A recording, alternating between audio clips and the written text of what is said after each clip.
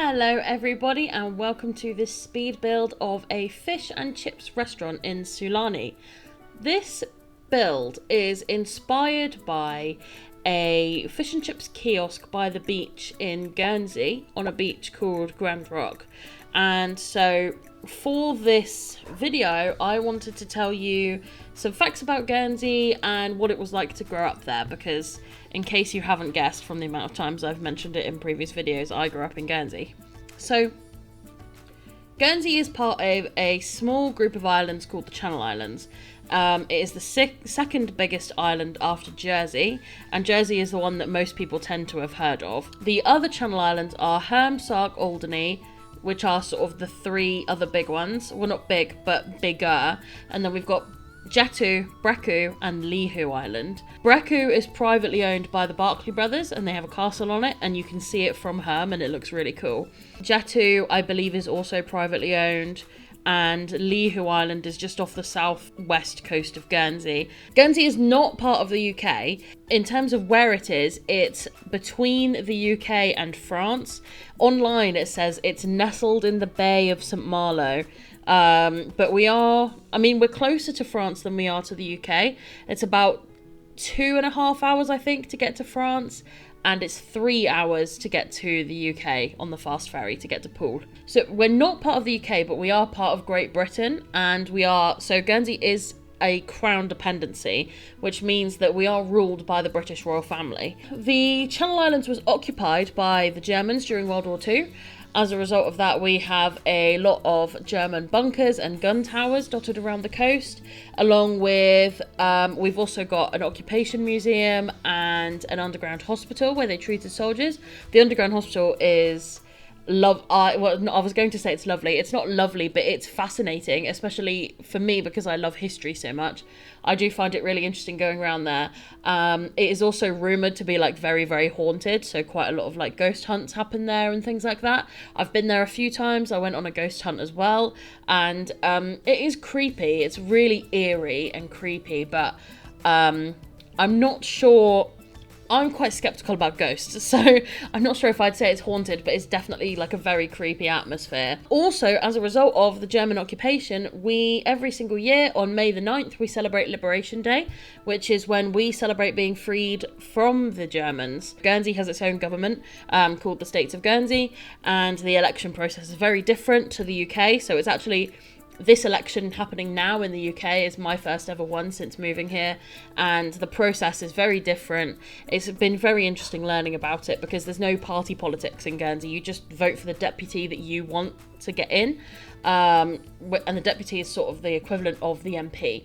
And so it's been very interesting learning how different it is. It's much more complex over here. The next thing I'd like to say about Guernsey is it has a lot of beaches, and I've already alluded to one in the beginning of this, Grand Rock, which is on the west coast. There's also there's quite a few. There's Breku, Bordeaux, Albec, Perel, Leray. There's quite a few. My favourites are Kobo and Varzon. Varzon is the biggest beach on the island. It takes up the majority of the west coast. It's also the beach that's best for surfing, so a lot of surfers go down there in the summer. Kobo is right next to a chippy, and what we love to do and what I spent a lot of my childhood doing in the summer is getting chips and eating them on the beach. We also had a lot of barbecues on the beach, which I really, really loved doing. As a result of our proximity to France, the French language has quite a lot of importance in our lives. Most of our road names are French. A lot of the schools are French. So the school I went to, Les Beaucamps, that's a French name.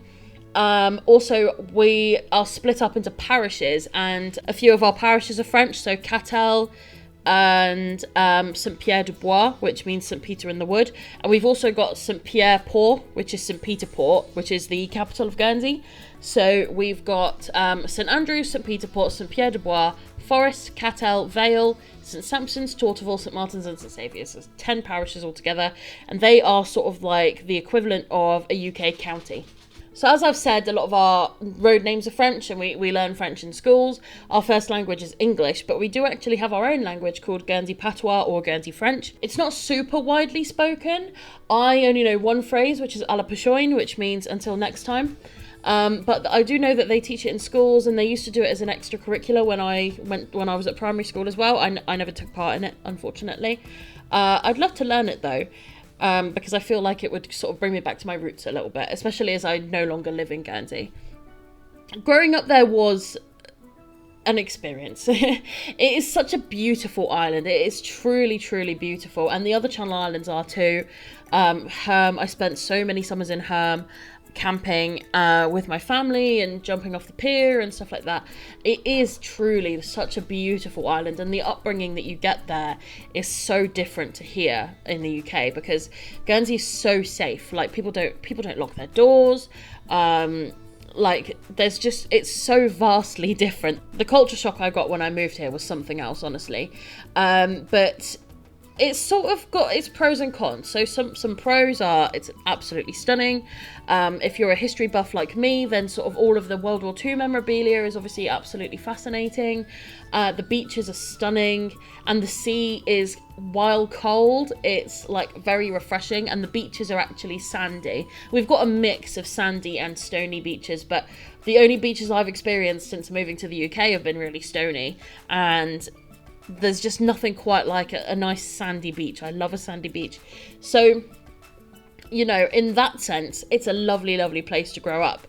However, it is also incredibly isolating. I had such a sheltered upbringing, and you really don't, while it's very safe, it's also sort of a con that it's so safe, because you don't get the exposure to stuff that happens in the world as much being there. So for example, when the attacks happened in Manchester a few years ago, that was like, I had been in the arena 2 weeks before to see Iron Maiden, and that was sort of my first, when it all hit the news and everything, that was sort of my first, like, oh my goodness, like, I am not always going to be this safe.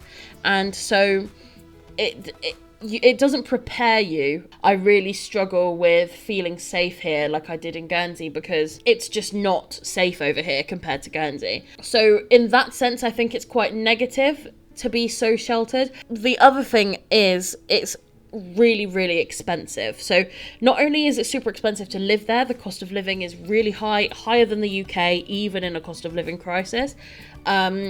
It's that I literally just saw an article recently saying that they're going to put the price of milk up to about £2 for a litre, and a litre is about 1.7 pints, so it's 1 3/4 pints, and they are putting it up to £2. Now, Guernsey milk is incredible. Anybody who knows me knows I go on about how amazing Guernsey milk is till the cows come home, pun not intended, because it is incredible. It's so creamy, and it's really nutritious. It's got a higher count of, I think it's beta carotene or something, so it's really healthy as well, but it's so expensive, and nowhere in the UK sells it, which, this is my plea to UK supermarkets. I know I've just gone on about how expensive Guernsey milk is, but please can we have Guernsey milk here, because you sell Jersey milk, and quite frankly, it's not as good as Guernsey milk, and I'm desperate for Guernsey milk.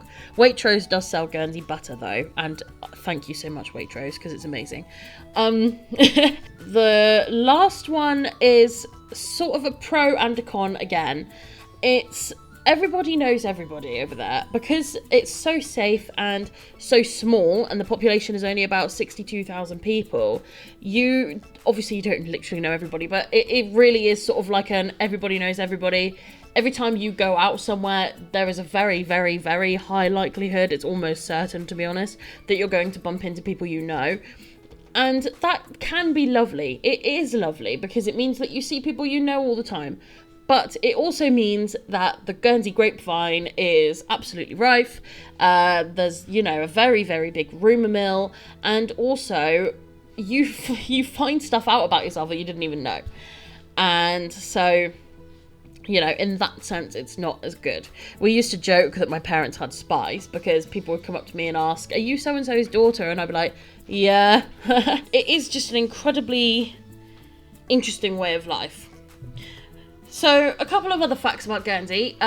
This is what our flag looks like. And we have our own national anthem. It's called Sanya Cherie, which means Guernsey dear. It is a beautiful anthem. I really like it. And,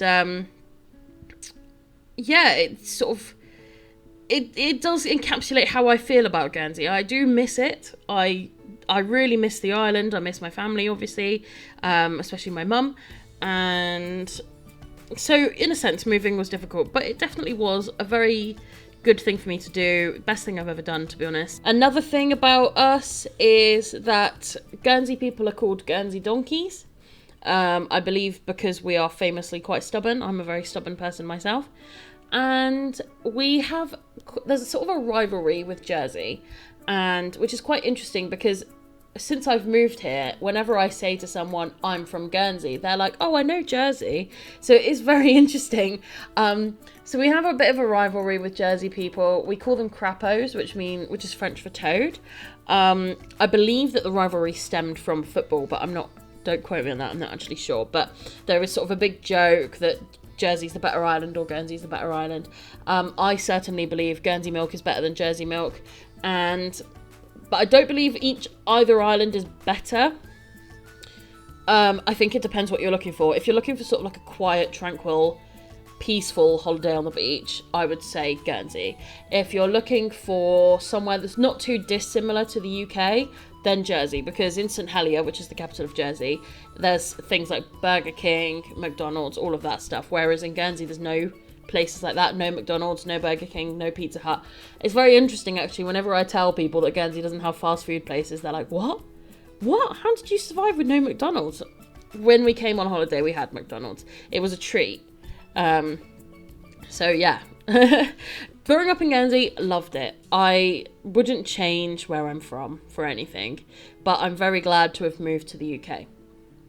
So I've spoken over this entire speed build and not really explained anything I'm doing, but I don't feel like I need to have explained it, to be honest. So let's pop in and have a look at the build. It is a restaurant. So it does function like a restaurant. I put in the specific sort of restaurant things like the host station and the waitress station. So it is unfortunately like a little bit more formal than just a beachside kiosk. But yes, let's pop in and have a look now. Okay, so here we are. Here is the restaurant. Tanvi is apparently going off swimming. So you may recognise Tanvi from my CC series videos. She's my tester sim for all my builds. So here's the restaurant. Some nice table seating outside. Obviously we can sort of see everybody gathered around now. And then you go in and you order. So ideally you would like order here and then your food would be cooked here. But obviously that's not how a restaurant works. There's someone there just in their underwear. Obviously that's not how it works. You actually order at the table. I wonder if we can come and sit here. If we go over and request a table from Caleb the vampire. It's a bit odd that he's working in a restaurant by the beach, but you know, Tanvi's been given some earbuds, lovely. Where is she? What is she doing? She has just gone into the kitchen, which is less than ideal, but unfortunately because of where the host station is, I think I might need to move it. But here's the kitchen as well. So we've got 2 cooking stations. Here's the first one, which is nicely by the window to get some air. And then here's the second one, which no one is using currently. They've got a sink, they've got a pantry here. Ooh. He's also cooking here at the little waiter station, so that's good. And then we have oh my goodness. We have the waiter's table and the host station here. And then here's Tanvi, she's just sitting. Are you... Okay, there we go. As we can see, the view here is gorgeous. Let's have her order. So I did add a menu to this. I tried to add sort of like your typical fish and chips menu. So we'll get her to have a lemonade and fish and chips. I also put the uniform for the waiters. bar for whift. No. Maybe for now. She makes it, the way she was looking made it look like she was trying to ask for sort of like, I'll have fish and chips, but without the mushy peas, please. Nom nom. Noom. And here's her food.